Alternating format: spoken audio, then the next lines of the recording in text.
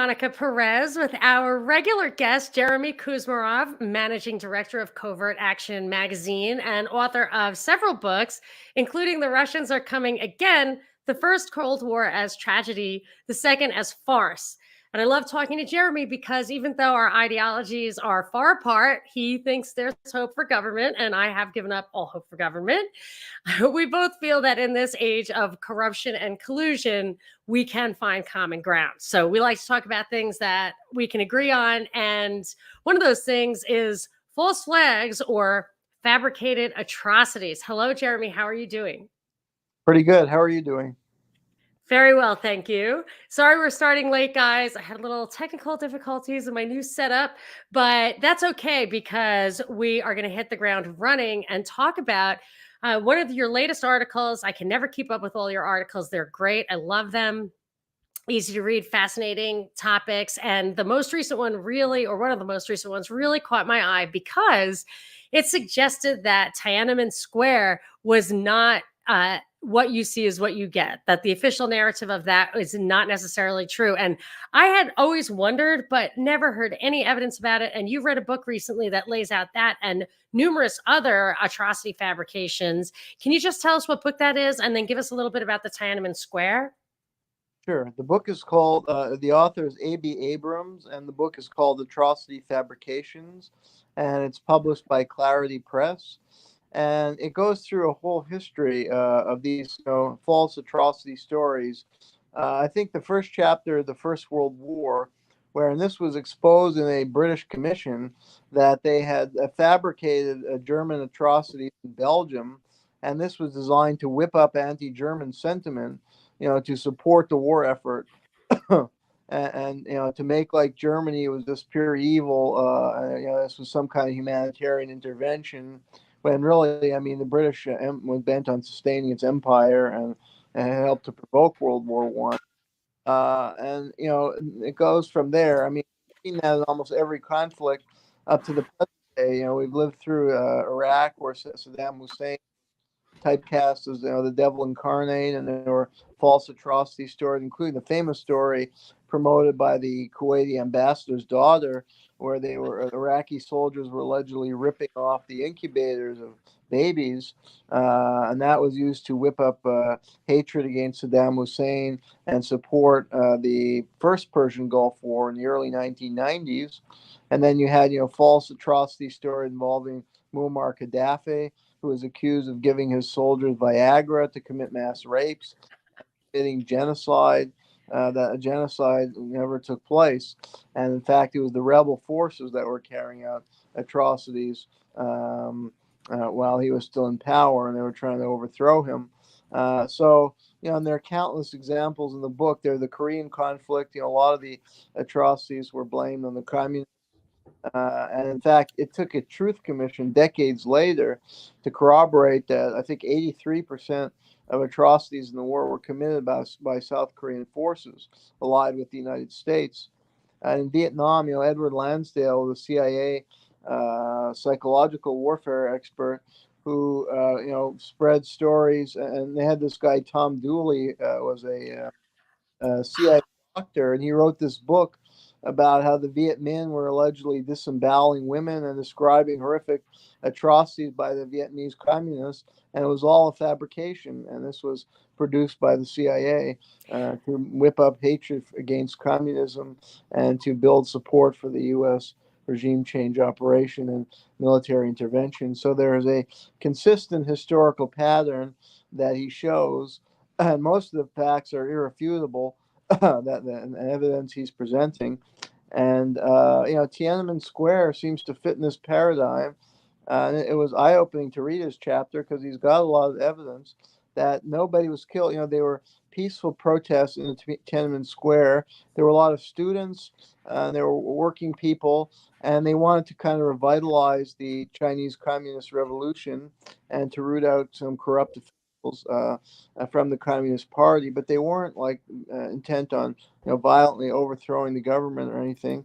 And the police, it was kind of a peaceful protest. The police did not react in a violent way, and many eyewitnesses said they left and they just left the square, and it was peaceful, and that the violence occurred away from the square, and there were some provocateurs, some of whom were maybe trained by foreign intelligence service, and Abram described their ideology as very hateful towards China, their country, and it wanted to basically sell out their own country and its interests, and welcome like foreign colonialism, and they were provoking the police in clashes that were designed to engender a violent police response, and so the Chinese government could be discredited in world opinion and viewed as butchers of Beijing, as they later called them.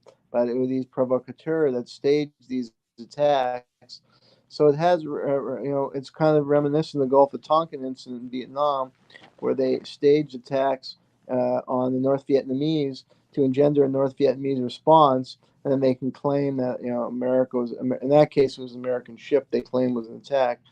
In this case, yeah, again, the effect is for public relations largely, to present a communist government very negatively, so to support regime change operations that have been in place. Really, I think the Abrams book goes into it in that chapter. The U.S. has been trying to overthrow the Chinese Communist government since its inception in 1949, the 1949 Chinese Revolution. So they would use these kind of techniques to lend support and legitimacy to regime change operations by demonizing, in this case, the Chinese Communist government. But there were dirty tricks involved, and it was an illusion. The official view of history that predominates throughout American society in North America and probably most of the world is really appears to be more of an illusion and a false historical narrative. Okay, so I have so many things to talk about with you on this front, but I'm actually going to try to have some discipline and stick to this one subject for now, which is the Tiananmen Square, which I also feel like bears resemblance to the Hong Kong uprising a couple of years ago, which I totally thought seemed fabricated. And when the National Endowment for Democracy, which is definitely a CIA front institution, it's hard to argue that it isn't, although everybody does not know that. Then you've got to figure U.S. intelligence is behind it. So, but what I have a problem, and I'm wondering if you have an opinion if this has occurred to you, when thinking about China, if you read like James Corbett had a couple of documentaries or a multi-part documentary on China and Rockefeller money in China that helped promote its tech, helped promote its defense, got it on its feet. I look at Nixon. My parents absolutely hated Nixon for opening China. My father used to rail against giving them most favored nation trading status, which we gave them a huge leg up over other Southeast Asian countries. He also railed when Carter withdrew protection from Taiwan. And my parents would never buy anything made in China. They really wanted to starve them. They would have loved sanctions, I think. And I also see things like Event 201, which I'm not sure you're totally familiar with, but it was a scenario exercise in October 2019 that predated the launch of COVID, however you want to describe that, by only a couple of weeks. And the CDC of China, the guy who's George Gao, I think it was, the head of the CDC of China, was shoulder to shoulder with the head of the CDC of the US in planning for a pandemic. How do you reconcile in your mind all of those things that promote Chinese interests and with the claim that we've been doing nothing but trying to undermine China all these years?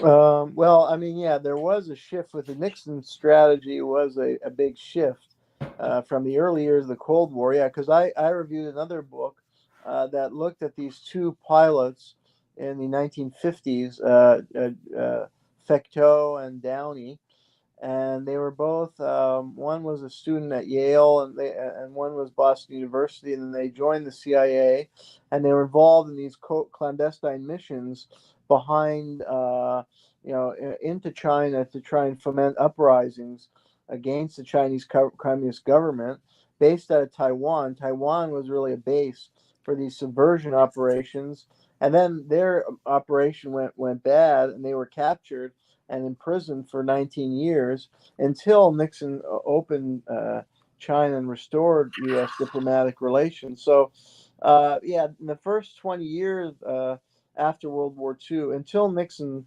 détente, the U.S. was carrying out these covert operations, and some was in Burma. They were running ex-Kuomintang agents.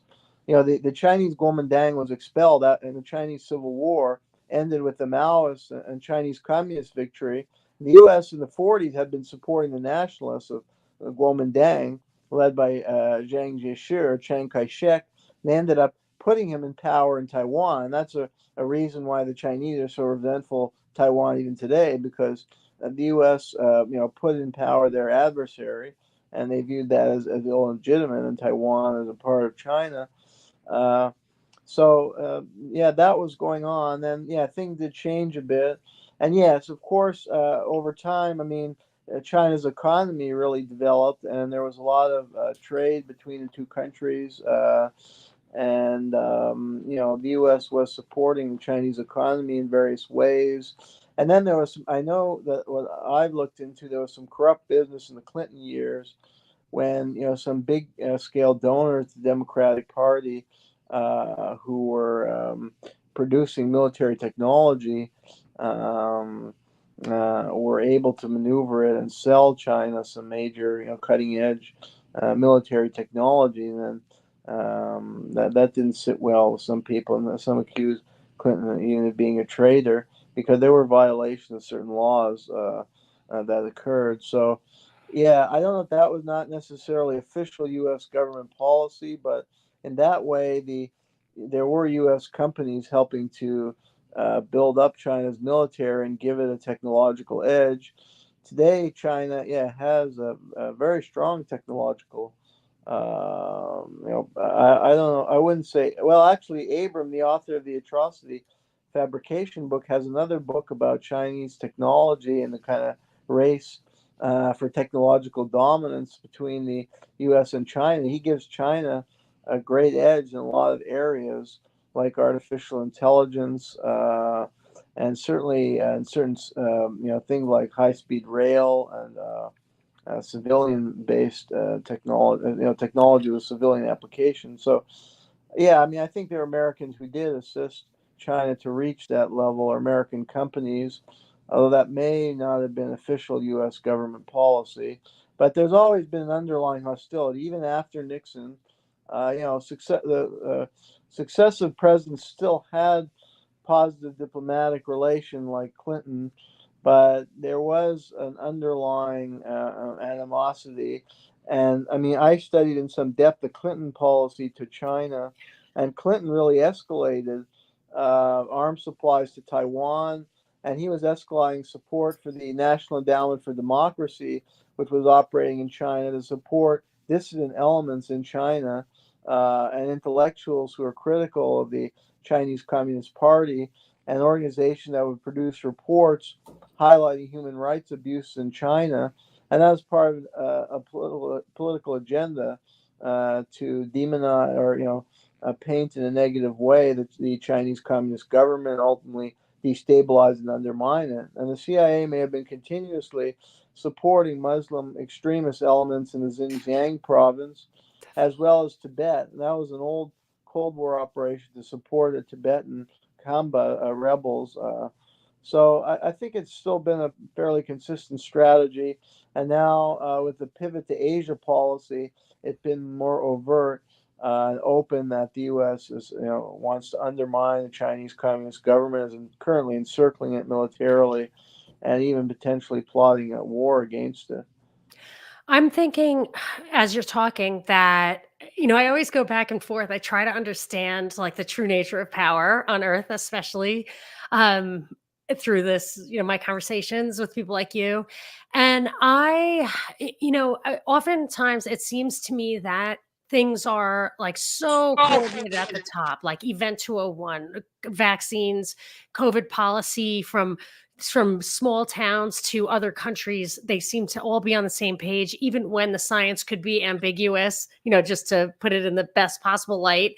And they still coordinate. So it gives me an impression that there is like a single central world coordinating power. But when you say these things and I think of these facts, I have to believe that there are competing factions at different layers here. And with China, for example, if maybe some of these entities, private large corporations, or cabals, let's say the Rockefellers or whatever, want to, and I would say the Bidens too, want to benefit personally from the potential of China. You can't sit around and wait. If you've got corruption to do, you can't sit around and wait to destroy China and come out the other end. You might, maybe the Rockefellers aren't aligned with the CIA all the time, although I would think they kind of probably sleep in the same bed, like you talk about Clinton. Also, there is the possibility that that you can't really have a Cold War unless the powers are balanced. So if you're going to arm Taiwan, you kind of have to also give kind of a backdoor of that advantage to China, or at the very least, that's one of the kind of conspiracy narratives of why Oppenheimer gave nukes to Russia, if he did, was not because he was a communist, but because the defense companies knew they couldn't keep the Cold War going with that kind of spending if they didn't have a nuclear enemy. So I don't know if that's too far down the rabbit hole for you, and then I have one more thing to say about the Uyghurs. Okay. Yeah, go ahead with the Uyghurs, because Yeah. So this supports your idea that the CIA has X plan. And it's a quote by Graham Fuller in a book that I referred to previously when I was talking to you, Dollars for Terror, which is written by a French guy, and it was written in the end of the 1990s. So it was like pre 9/11. So you couldn't just dismiss it as trutherism or whatever. And Graham Fuller had a quote, which I remember pretty well, but I'll paraphrase. He said, "It is time to activate radical Islam in Central Asia because it works so well in the Middle East to help us control the oil-rich regions, because oil is peaking now." I think this was part of the narrative that the peak oil was moving, or like there was going to be more oil in Central Asia than the Middle East, or it was becoming important. And Graham Fuller was the CIA chief of Afghanistan, I believe, but he said, "Look, we need to do in Central Asia what we did in Dagestan or Chechnya." yes, I think that's really a worldwide U.S. strategy to use Muslim extremists. In fact, it went back to the 1950s. I read a book by Robert Dreyfus called "The Devil's Game" and the U.S. and fundamentalist Islam in the Middle East, or something like that.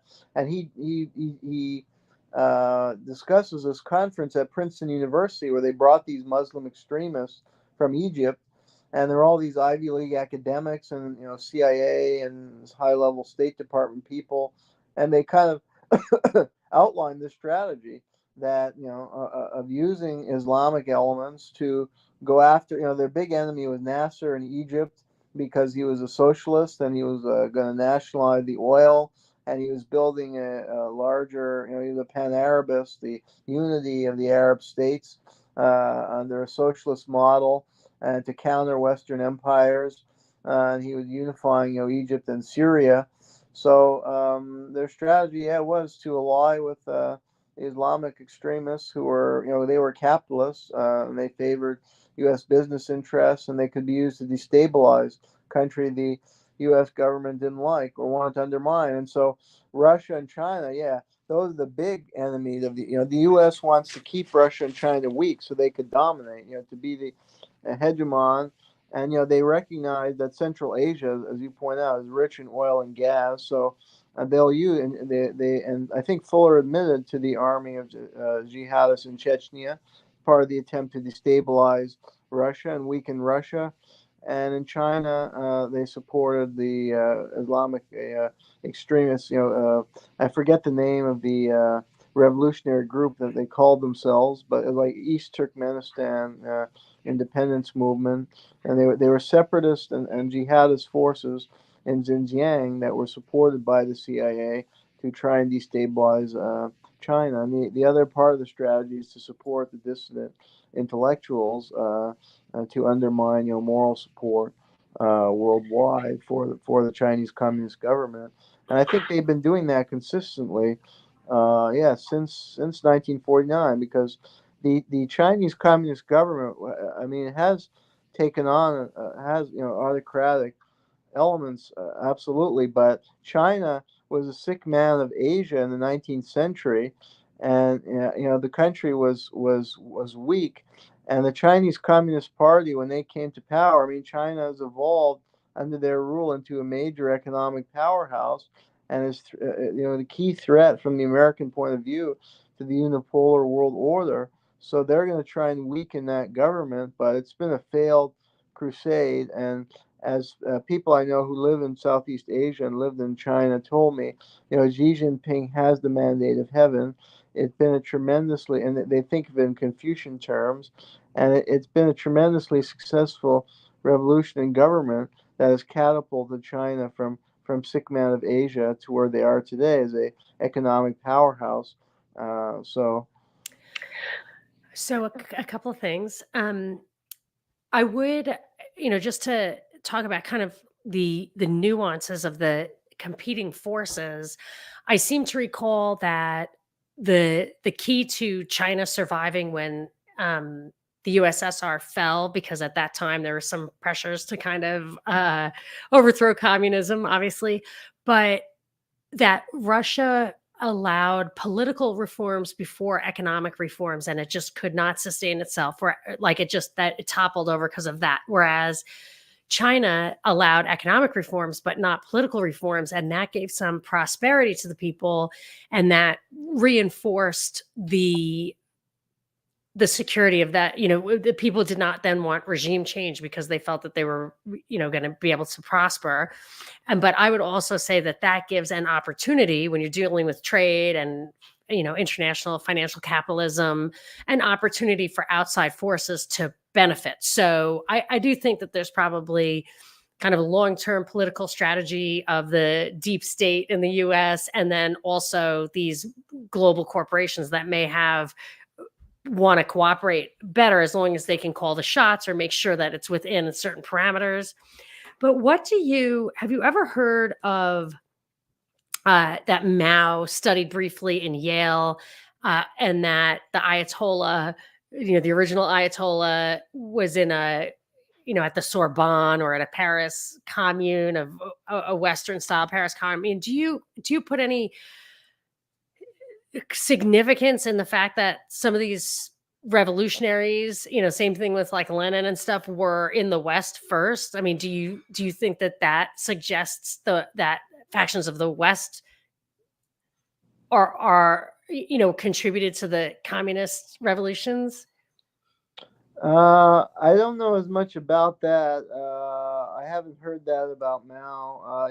I mean, Ho Chi Minh was in France, but and he also spent time, I believe, in Harlem, and he saw the injustice, and actually, it made him a revolutionary because he identified with the oppressed classes in the United States, and that would probably be the case. I forget, Mao, life story, and whether he traveled abroad before the communist revolution, but it could have been something like Ho Chi Minh.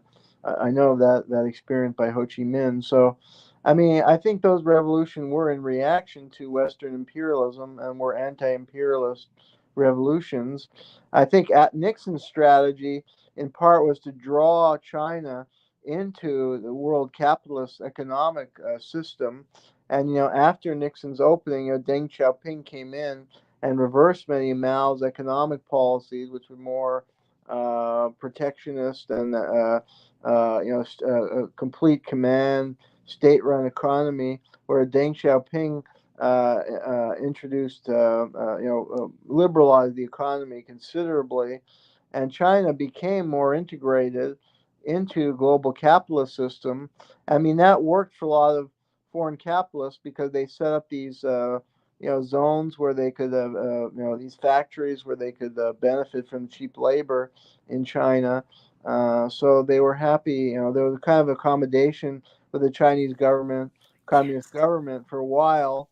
But I think at some point, as China's economy really evolved and grew, there was, and I think there are still factions in the elite. I think there are elements in the U.S. elite who would like to go back to the Carter, Reagan, Clinton years when the U.S. had more or less cordial relations, although they were maybe subtly trying, covertly, still trying to undermine and weaken them. But they made an accommodation and they had these very favorable economic relations. But in the last decade, we've seen an overt economic war waged by the U.S. on China and on various industry like the semiconductor industry. And this past accommodation, is breaking down. And now there's a strategy more or less trying to de-link from China and isolate it economically, which is very different from the strategy from Nixon through Clinton and maybe Bush. And that's because I think that a faction of the elite see the threat in China to the U.S. unipolar world dominance. But I think they're actually that strategy is foolish because this China and the United States became very interconnected economically. So trying to cut off China is actually bad for the U.S. economy. And China's growth, like when I was writing a book on Obama, I interviewed Charles Freeman, who's a very intelligent man who was Nixon's, as a young man, he worked for Nixon. He was with Nixon on his first trip to China, and then he served as a U.S. diplomat in many different positions. And he's a very smart person who should have been in a higher position of power. And he said, look, this is what he told me when we had a discussion. He said, look, China's economic growth is not a threat to us. It's a great opportunity. It's an opportunity for more business for Americans, for American companies. And we could harness their growth to our growth. And we should not be trying to isolate them and provoking military confrontation, which would be destructive for everybody and could cost millions of lives. And I think he's got an excellent analysis. Well, that makes me think that we can kind of circle the square a little bit in that ever since I read a book by Prouty about the JFK assassination of all things, which opened with this idea that once Magellan saw that the world was round, the Western powers could understand the size of the problem and or the colonial powers think about how to basically dominate the world. And ever since then, I've looked at these wars, and especially foreign wars, Korea, Vietnam, stuff like that, as ways to introduce, like, on the one hand, on the consumer side, like mercantilism, open up new markets to buy your stuff. And then on the other hand, open up markets for really, really cheap labor. So like the West would be the middleman, the traders, right? So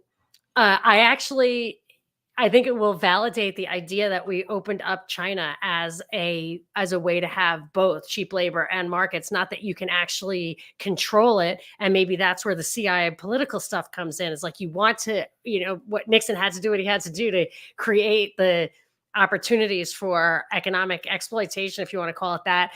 And I don't even mean that in a pejorative sense, like just to actually take advantage of economic opportunities. But at the same time, doesn't mean that the CIA isn't going to work to control the political atmosphere. I mean, they do it here. So I actually think I'm going to predict that North Korea, I think that what we're doing with North Korea is, and I think Vietnam is a little bit like this, but it's probably too late for them because they're complaining about it, is that the Western powers want to come in and build the factories there because the labor in China isn't cheap enough anymore. So the last places where like actual, financial capitalism and converting labor into money where they buy stuff, that needs to happen, or whatever. The last place to exploit that cheap labor would be North Korea. And that makes me think about what Xi Jinping, is that how you say it? Xi Jinping, whatever, Yeah. is doing with the food. So I believe that his focus on food security is getting farmers to raise food they need rather than food that's a cash crop on international markets, which would make me think that he's working towards either Chinese autonomy, which I think Mussolini actually literally called autarky, so that you could be prepared for war by being able to feed your own people. And so I think that they may be playing both sides against the middle, but I think that about North Korea, that they're going to want to get in there for the cheap labor and build factories there if they can ever break down that regime, and that maybe Xi Jinping is trying to isn't just purely in the service of the financial capitalism, as I may suspect. Well, yeah, with North Korea, the U.S. has for 70 years been trying to overthrow that government and establish what you described. And that's why the people have resisted at a high cost, because they want more economic autonomy and they don't want to be a dumping ground for Western products, and what you call it, just like a sweatshop for Western corporations. I mean, and that was the critique. And I think some of the Tiananmen Square critiqued how China has evolved under Deng Xiaoping as a kind of sweatshop for Western corporation. And the labor standard was so poor, and that's what they were trying to push for improvement of. But I think, yeah, you explain what the people of North Korea do not want and why they will continue to resist. I mean, here's the thing. Like, I totally understand that capitalism gets total. It's just this financial capitalism, this international. I hate to even call it capitalism. It's cronyism, corporatism, whatever. The corpo governmental continuum, I call it.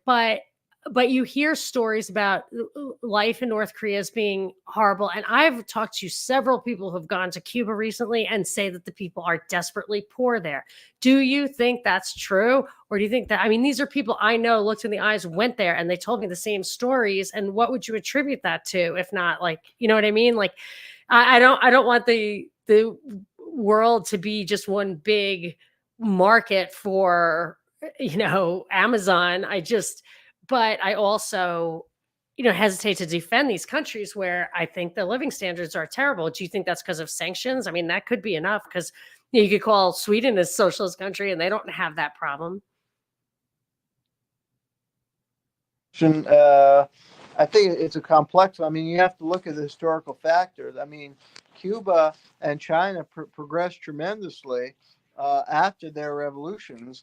I mean, during the but in the 40s and 50s, Cuba had some of the highest inequality levels imaginable, and it was just like a tiny elite, and most of the population lived in utter poverty and misery. And then when the Castro government, with more nationalistic, took over, he instituted many policies that benefited and uplifted the population. I mean, he instituted, he nationalized the industry, took over the large land of the states, kicked out the mafia of the country, and he used the revenues from the state, run industry and cooperatives to fund healthcare, to fund literacy. I mean, the literacy rate near 100%. The healthcare system in Cuba is very advanced for the region, and then compare Cuba, and all the indicators went way up after the Castro government took over. Now, I think the sanction, as far as some of the problems today, I mean, I would say yes and no. I mean, yeah, there have been mismanagement.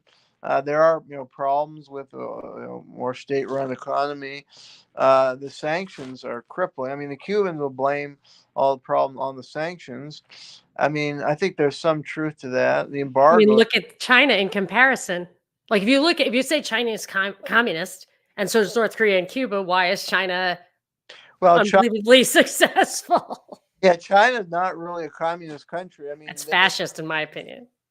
yeah, well, there are. I mean, there are highly authoritarian aspects of it, but as far as economy, they develop more of a mixed. I mean, they have a mixed economy that's partially state-run, that's open to private enterprise. I mean, and historians have analyzed that they were quite smart. As the many countries were liberalizing their economies, in the 70s and 80s and 90s. I mean, China made sure to do it in a gradualist fashion and more on their own term. Like Russia, you had the shock therapy where they just pushed the rapid privatization and the whole corrupt process, corrupt bidding process for the formerly state-run industry, and that was terrible.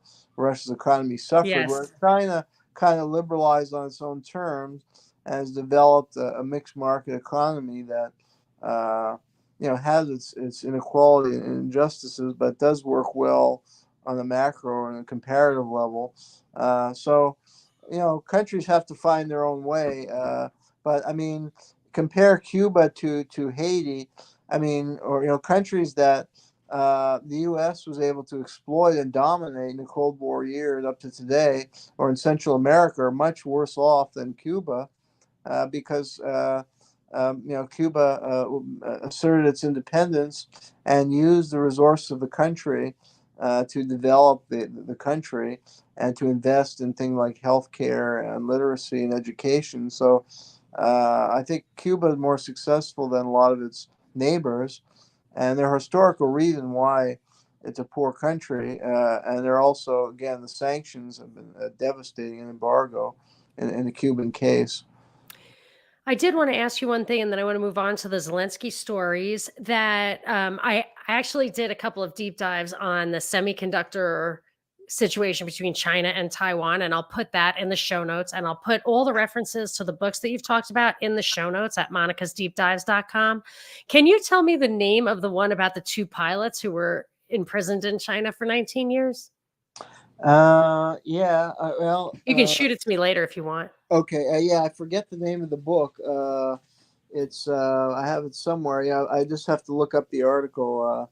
Yeah, the author is I can't remember now the title of the book, but yeah, it's a really good book. It's by Cornell University Press. Yeah, I can try and look it up Yeah. online Just quickly. shoot that to me and I'll put it in the show notes. Okay. So let's I want to talk about the next article that you wrote.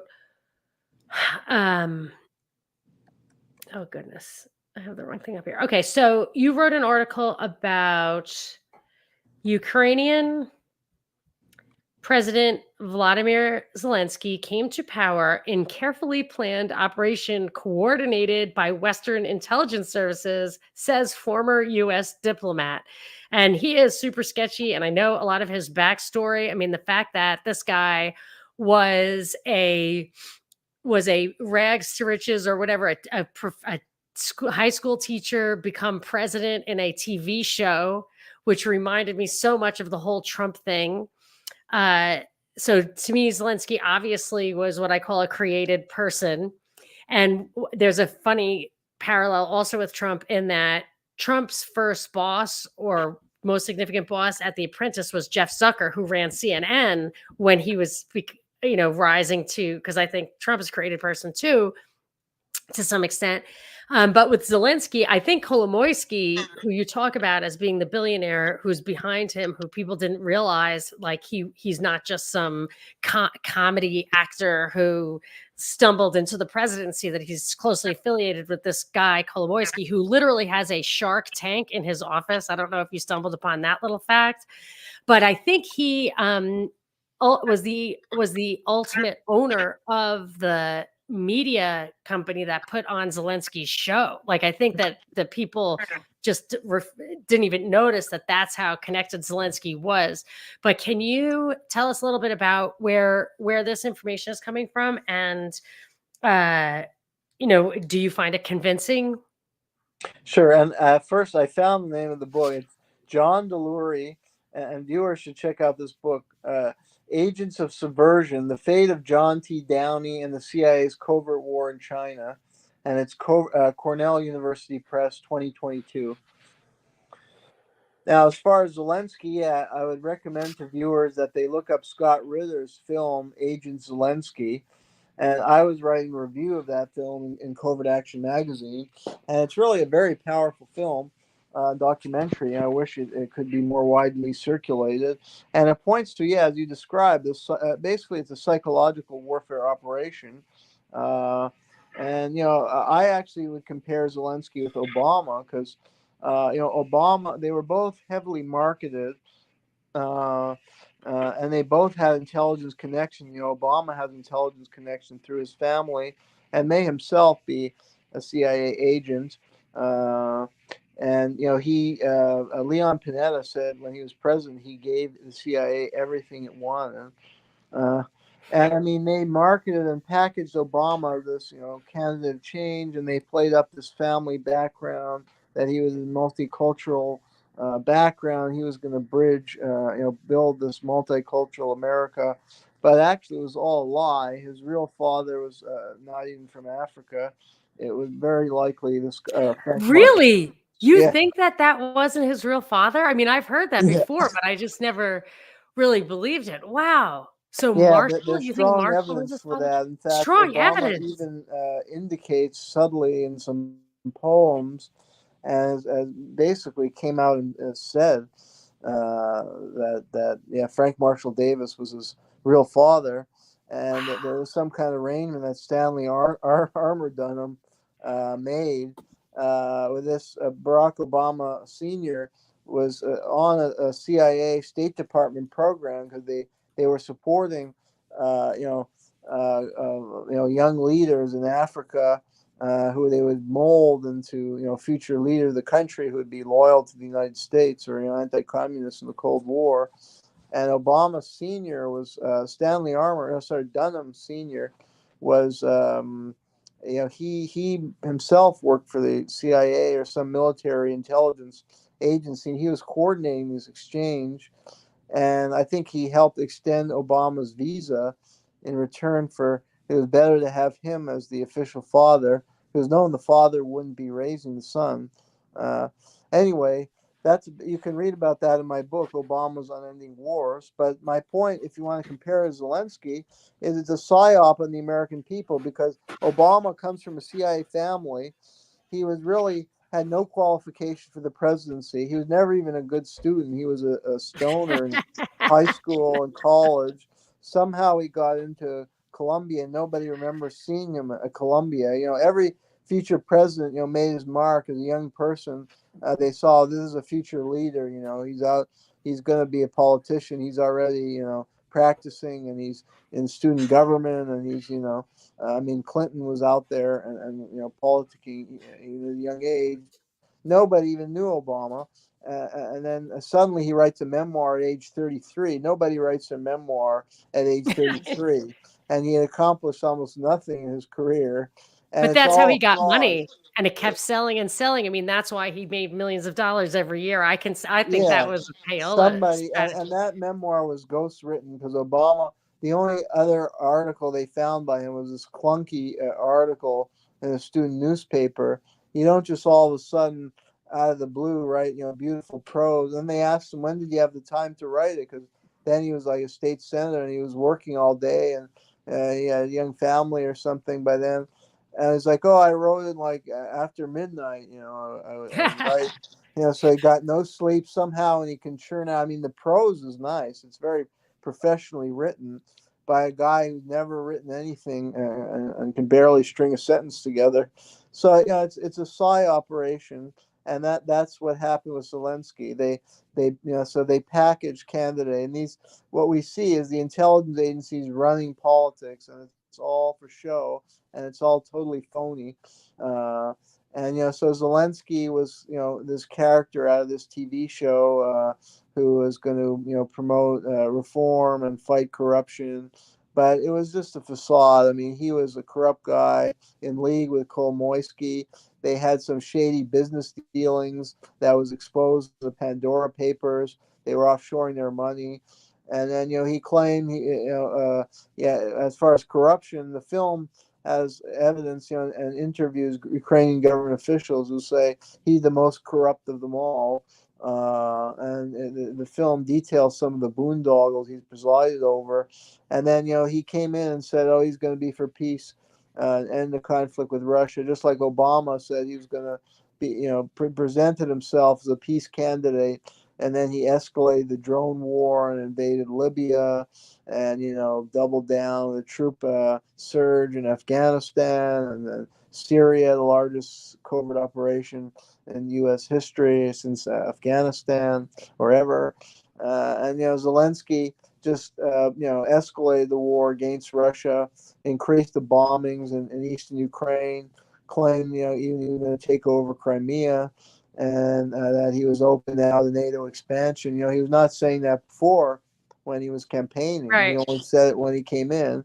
The guy that is just an opportunist. He's on the cover of Vogue magazine, and him and his wife, and they're being fed in all the capitals, and yet he's confined. He's ruined his own country. The film goes into how the economy of Ukraine has collapsed, contracted by at least 25% since Zelensky had been in power in 2019. He's basically selling out the economy to foreign interests. BlackRock is like taking control of a lot of the economy. Monsanto land is being sold to Monsanto. He was quietly passing laws against working people and unions. So he was, and then I mean, he's sending young men to their death. I mean, the war with there was the Minsk peace agreement that was a workable framework after the Maidan coup that would have granted some autonomy to the eastern Ukrainian provinces, but kept them within Ukraine, and that would have made sense for Ukraine. Now they've lost. Eastern Ukraine is very rich as far as industrial area, at least historically, and has a lot of economic potential. And now Ukraine has lost a lot of territory because of Zelensky's action and refusal to accept the Minsk peace accord. Because Russia said that Russia was willing and supportive of the Minsk process, but Angela Merkel admitted, the former German chancellor, that the Western country didn't take it seriously and that it was just a ruse so they could buy time to further arm Ukraine to fight Russia. And it shows they're using Ukraine as a pawn for their geostrategic games, like what I was saying with China. They want to weaken Russia and China so the U.S. and Anglo-Americans could be dominant worldwide and control the oil and gas wealth of Central Asia. And they're just using Ukraine, and all those Ukrainian boys have died, and many civilians. People have been displaced. The people have suffered tremendously, and they've been used the whole time. And Zelensky, as the film showed, is a traitor, literally, because the film showed that he's very likely a British intelligence agent, because when he traveled to Britain, he didn't go see the Prime Minister, Boris Johnson. He saw Sir Richard Moore, the head of British MI6, which indicates he's an agent. And Sir Moore is found everywhere. Zelensky, when he visited the Vatican, Sir Moore was there. And there's some other British officials are always around him.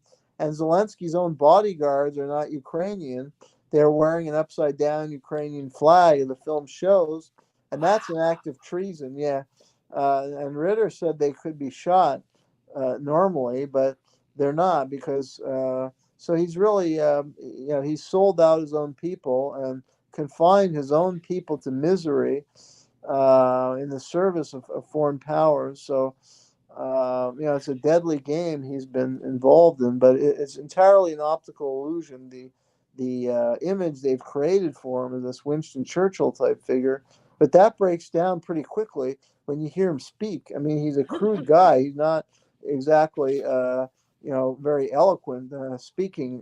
When you hear him up on the rostrum, it's like some crude guy comes up there. And Ritter says he may be a cocaine addict. He's constantly I've heard twitching his that, and nose. they say that about Obama too. Yeah, it could be. I don't know for sure, but the film shows him as like always twitching his nose, so that would be a sign of potential cocaine addict. Well, I absolutely see the parallels with Obama, and I don't know what the attitude is of the people there now, if they can see through it, but I believe that Obama was elected because of the hope and change thing. People just wanted to put an end to race conflict. They were just sick of it, felt it was something of the past, something that we could put behind us and build on, and were willing to make any sacrifice necessary. And it quickly went downhill. I remember very distinctly that Eric Holder said, we need to have an honest conversation about race. And I was like, oh, that would be so great, And then his answer was, we can't. We need to have trouble. Like we need to have, there has to be conflict. There's no way to resolve this. I mean, it was really, really crazy. And you could see some behind the scenes stuff like that too. But with Zelensky, my impression was that he was elected because the people were absolutely sick of the conflict with the Donbass. Um, they wanted to resolve that peacefully, and he came in and absolutely, just like Obama took an opportunity to make race relations better in this country, he and instead made them worse.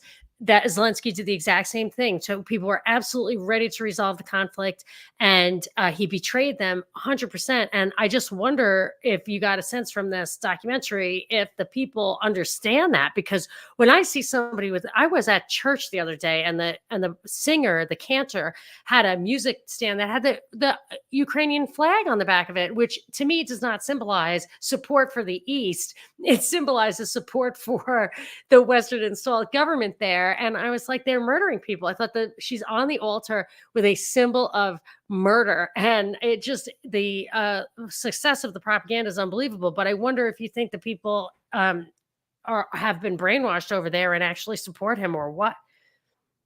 Yeah, yeah, and I experienced the same thing as you. And yeah, these religious institutions that are supposed to be moral places are often the most fervent champions of the Ukrainian, cause.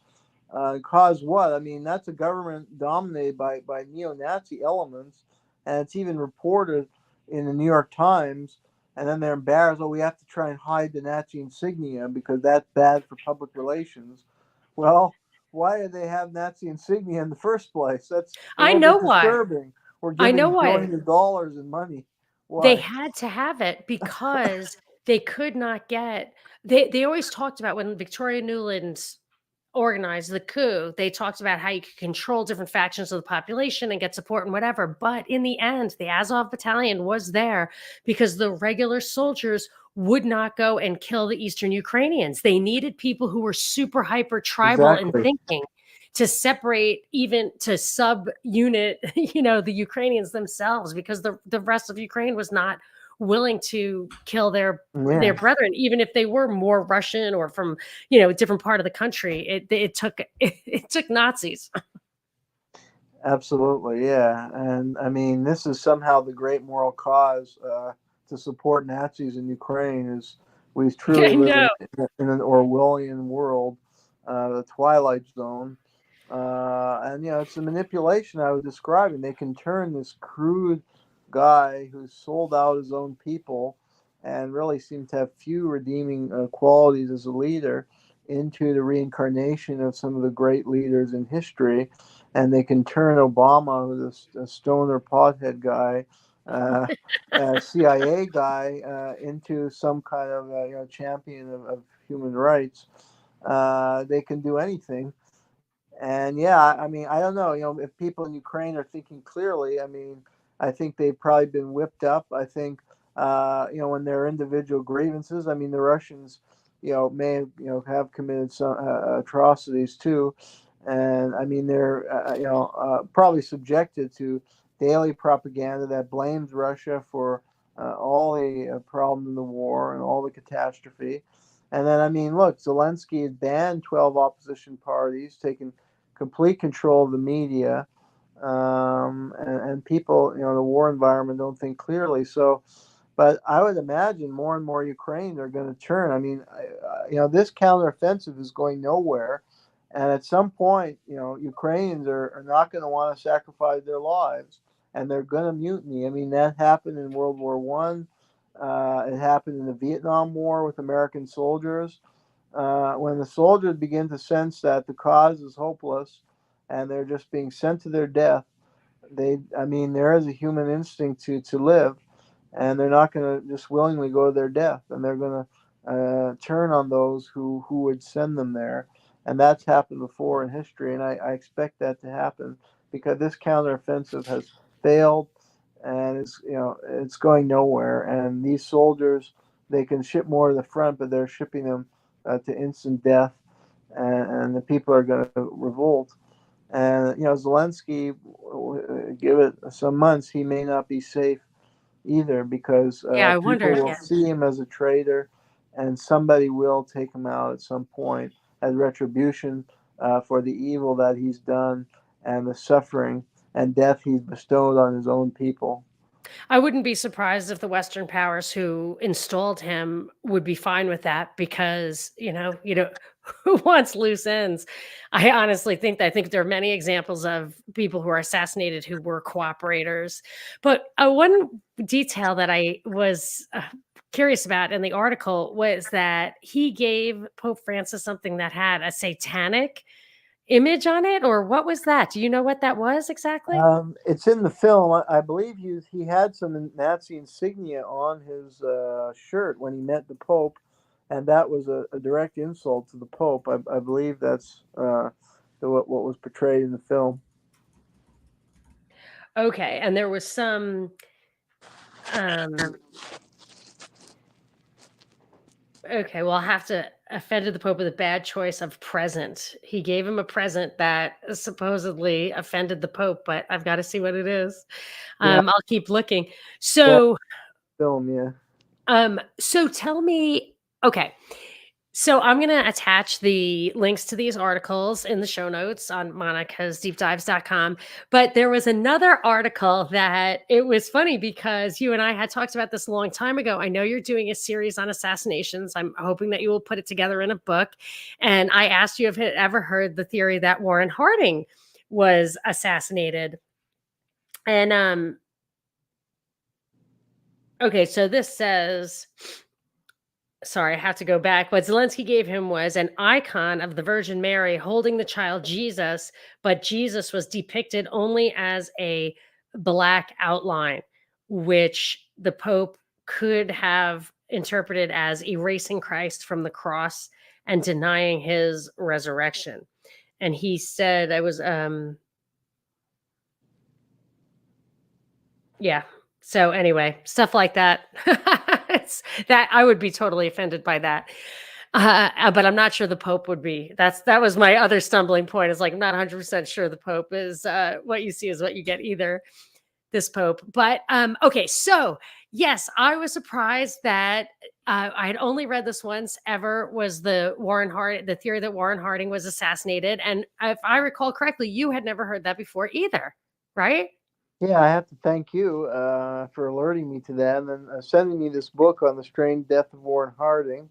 And then there was an article I found online by, I guess it was a descendant of the innkeeper where he stayed, and they recounted some very fishy things because Harding died in San Francisco at a hotel, and the descendants of the owners of the hotel had some stories to tell about the strange thing and the strange behavior of Florence Harding that made her look guilty and the covering up any attempt to investigate the death. So, that article kind of reinforced what this book went into, and it was based on there was a private investigator named Gaston Means who because Warren Harding was having all the an affair with a woman named Nan Britton, I think Florence Harding had hired him, but he ended up telling the whole story. I guess he knew all the inside scoop on the Hardings, and he ended up writing this tell-all memoir. And they tried to discredit him by saying he was an unsavory character and prone to lie, but he knew certain intimate details about the Hardings. And that would indicate he was telling the truth about this. And the Harding was a very corrupt administration. I mean, we think things are bad today, and I think certainly they are, but unfortunately, um, there is a historical pattern of corruption in Washington, and this is not the only corrupt administration or corrupt era. And the Warren Harding was a very corrupt administration.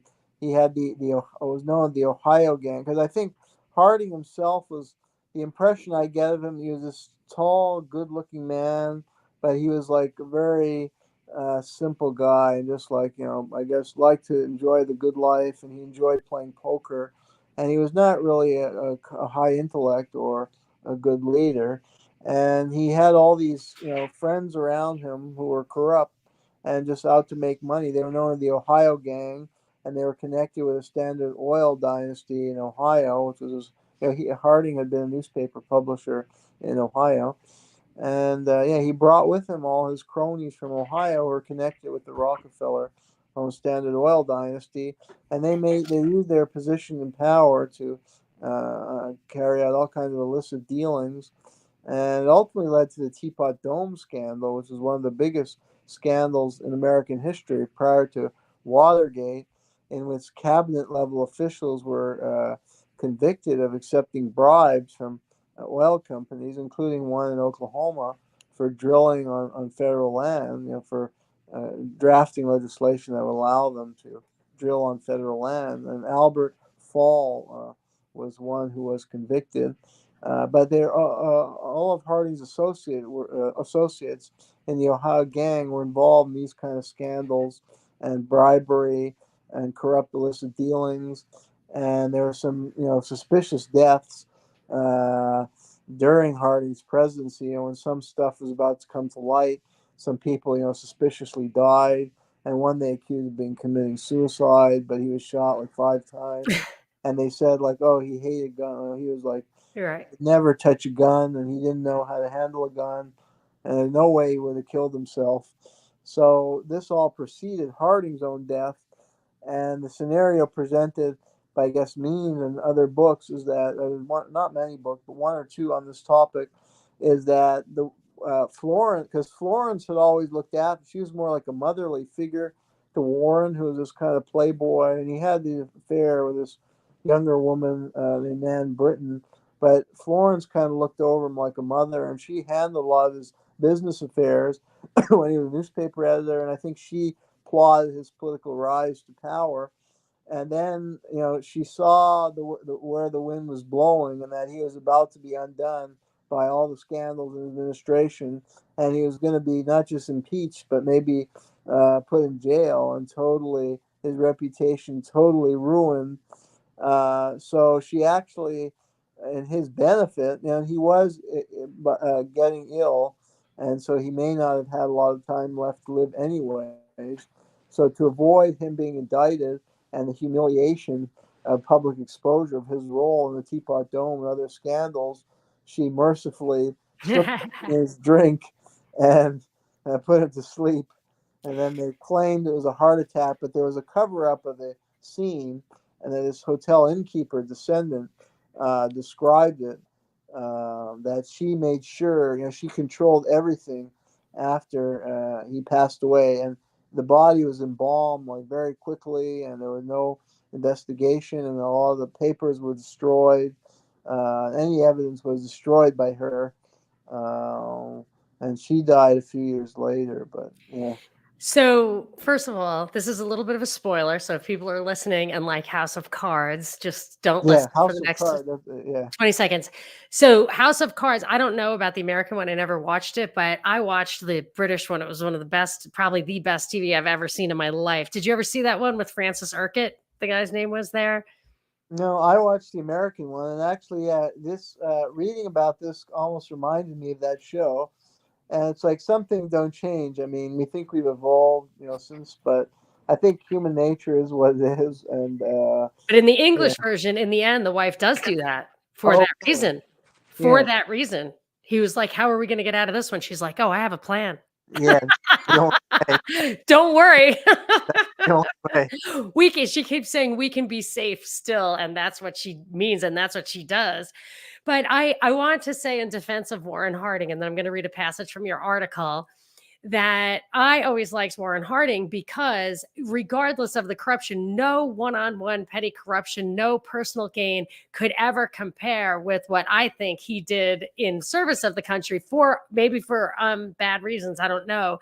But I think the powers that be ushered in the Great Depression in 1929, orchestrated that crash, and wanted to use that to institute some more controlled economy. And I think Warren Harding wouldn't let that happen. He kind of went with the laissez-faire attitude, and it bought another 10 years. And I think Calvin Coolidge followed in his footsteps. Also, I like this, is that when people say that women getting the vote was like the beginning of the end for this country because they're a bunch of socialists, Warren Harding and Calvin Coolidge were the first two presidents elected after universal female suffrage, and they won in the two biggest landslides in presidential history. And they were the ones who, I think, from a laissez-faire or classical liberal perspective, kicked the can on the Great Depression. So I will defend them for that. You can respond, and then I'm going to read an article, passage from your article. Well, also Harding did free. He was, he supported, the U.S. constitutional rights to civil liberty because he freed Eugene Debs. And he obviously didn't agree. Debs was a Socialist Party leader who had been jailed by Woodrow Wilson because he criticized Wilson's war policies. And, Harding freed him because he understood that Debs had the right to his views under the U.S. Constitution, and there was an injustice to jail him, whether he agreed with his view or not. So we'll give him respect for that. And for you say he proposed a reduction in military spending, withdrew U.S. troops from Cuba and the Dominican Republic, and oversaw the Washington Naval Conference, in which the world's major powers agreed on a naval limitation program. Yeah, so he was a true conservative, unlike the neoconservative. He was not a neoconservative. He was true to his conservative principles of limited government, including trying to limit military intervention, and he cut off some imperialistic type interventions in South America. He would be a precursor to figures like Ron Paul or Senator Robert Taft. And I think there are some admirable qualities, but I think he was himself. He was not like that great a leader. Like his intellect wasn't that high. Like the impression I got of reading several biographies of him was that he was just like a kind of good time Charlie, and he was very, very good looking man, and he looked presidential. So they said that when he died, they said it was almost like when Abraham Lincoln died, that throngs of people came out to pay their respects, and that he was well liked because he came across very well publicly, and he was a good public speaker and good looking. But I think he was rather shallow, and that's why he was easy to manipulate by his wife and others around him. And that comes across like when he was a senator, they said he sponsored like 30 or 40 bills, but they were all just like things like, oh, there should be a national holiday, Pilgrim's Day, or there should be more roads in Ohio.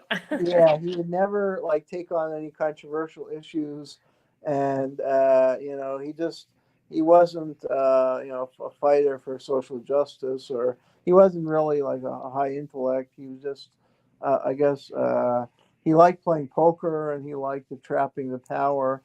But his wife was manipulating him, and all these people around him kind of used him for their own ends. So, and that's do you think he was murdered in the end? Yeah. Do you think he was murdered? Yes, I think so, because the evidence indicates that because of especially what the Means book shows, and what the evidence from the hotel owners and what they said, and how Florence Harding blocked any. She was behaving as if she was guilty because she was trying to block the investigation and cover up what happened to him. So that had the appearance of somebody who's guilty. And then she destroyed all the papers after his death and the funeral. She went home back to Ohio, and Coolidge took over the presidency. She went back to Ohio, and they saw her burning all these papers at night, and she was covering the tracks of all the scandals and the murder. So I think there's very strong evidence that she was a murderer for the reason we've described. And these TV shows often capture, I think historians are sometimes loath to get into this side of history, but TV shows present it often quite accurately. Whether it's in a different era or not, these things have happened, and these kind of women do exist who are, really able to manipulate their husbands, And I mean, in many ways, she's a precursor to Hillary Clinton. She has the same kind of personality, because they said Hillary Clinton managed Bill Clinton like his whole career. She controlled him and everything he did, and then she was maneuvering for her own, with the feminist movement, she had the opportunity to one day become a president herself, which Florence in that era didn't have. But I see them as the same type of personality, and they are kind of these scheming, controlling women. There were certain redeeming qualities about her. I think she was a very popular first lady and very strong personality and very, very smart woman. Unlike, again, Warren was just more like a shallow guy, whereas she was very intelligent, but she had a scheming, manipulative side to her. But in a way, she did a service to her husband because his legacy would have been much worse if he lived longer and had been brought down in these scandals. He would have been ruined, and he would have been considered among the worst, most disgraceful presidents. Where now, as you point out, he has some respect from the public, and he's viewed maybe in a mixed way, but not entirely negatively as far as his legacy. And then after the fact, it is, I think, pretty widely accepted. Maybe I'm wrong, but that basically every president since JFK has covered up any kind of, any theory other than the lone gunman. And some people, I think, like Nixon, for example, would argue that it's bad for the presidency, it's bad for the country. You don't actually want scandals like that to come out because it undermines the offices. And so even if you're the political enemy, it's important to keep that stuff under wrap, which we could get into that. I think that the impeachment of Clinton on the sex thing, I've heard, was retaliation for the Iran-Contra thing, because the idea was, look, we all know we do these things, from covert action to covert sex, and this is stuff that we just don't put out into the public eye. And then there was the kind of breach of that during that era in the 90s and the 80s, but I could see how that would be true and still never come to light, really.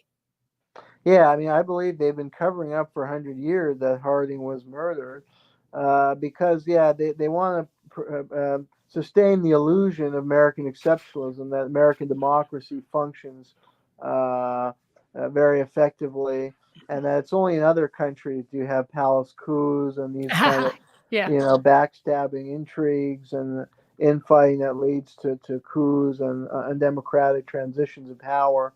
And then this doesn't happen in the United States, and that's why for some, January 6th was such a shock.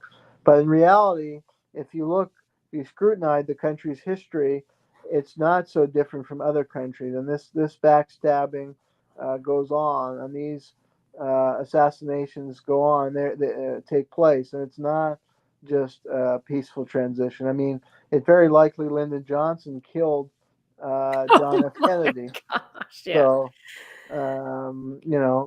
I would say, I have to say this, that I think January 6th was an atrocity fabrication. I'm not going to put those words in your mouth, but either way, it's about a manipulated transition of power. The Either public. way. Well, yeah, I think there was. I agree with you that the FBI. We don't know all the details about January 6th, but there are indications that there was a covert operation in place there. I was talking about the public perception of it. Yes. Was shocking to a lot of people. But yeah, if you study the history closely, you'll see that many presidential transitions have not been clean. And Harding is one Right. case, with Coolidge, and that was engineered by his wife, the Lyndon Johnson, JFK, and there are other ones you could look at as well. There are a lot of manipulation that go on. I mean, even Nixon, like he committed treason. He blackmailed the South Vietnamese to sabotage the peace accords so he could win the '68 election. Because if the Vietnam War was going to end, then Humphrey probably would have won the election. So, if they're not doing assassination, they're doing something illegal to give an edge to themselves. So it's not exactly pure democracy. And then you get the money element in politics and how that helps rig it. And all of a sudden, America doesn't look so much better than other countries, even though America goes out and says, "Oh, we're spreading with this self-righteous veneer that they're going to go around the world spreading American-style democracy." But if everybody understood that American democracy is not exceptional and has serious problems. Well, I mean, I think many already see through the veneer, but No, I would more just would say if they knew the true history.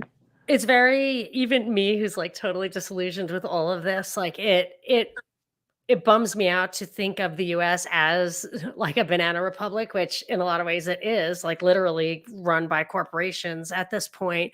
But I would defend the American experiment in that I do actually, even though I gave up completely, even on the Constitution, I do think that it's a corruption of the system that's so bad and not the system itself. And I do feel like the scales have fallen from my eyes on all of that, and it is a shame, but I wouldn't give up completely on a written bill of rights. And I think that the answer is really to restore the integrity of the system, and instead of just being completely hopeless about such a system being possible. And this is coming from an evolving anarcho-capitalist, philosophical agorist, but I still feel like it may be the best thing you're going to get if only we could keep it. Yeah, I would agree with that. Yeah, but within the framework of the system, which Oh yeah, no, it's not does working. provide the it's, yeah, it's a facade. yeah, it It's a provides a facade. good mooring that could enable very well functioning system. But then you have individuals who will still, even within that system that is good. I agree. Is there's sound structures that can be a huge check on some of the abuses and corruption, and should be reinvigorated in order to prevent those abuses from continuing. That would be great. So on that positive note, that hopeful note, that idea of, it's not all I don't know, all hope might be lost, but at least there is, I mean, we can agree that those frameworks and the rights are worth talking about, worth defending. So I'm looking forward to our next conversation, which I hope will be about Clinton's CIA roots. You think? So when's Sure. that Well, going to be yeah, ready? I have a new book coming out. It should be out. I don't know the exact date. If it'll be in November, it might be in November. Uh, but yeah, that book goes. It's on Clinton's foreign policy and how Clinton set the groundwork for later foreign policy disaster. Like it was Clinton who pushed NATO expansion, in the '90s, Yes. that ultimately created a new Cold War with Russia and led us into the mess we're in today. It was Clinton who invoked the weapon of mass destruction in Iraq and set the groundwork for the invasion of Iraq. And he bombed Iraq and he imposed deadly sanctions on Iraq as part of the regime change operation against Saddam Hussein. And he really started. I mean, Reagan started, but he took the ball with the war on terror, and he established a lot of those odious practices, like extraordinary rendition and use of drones in the war on terror. That really started with him, and his administration was also totally contradictory because they were supporting jihadists in the Balkan conflict, just like we were discussing earlier in the show about how the U.S. and CIA have done that in China and Russia.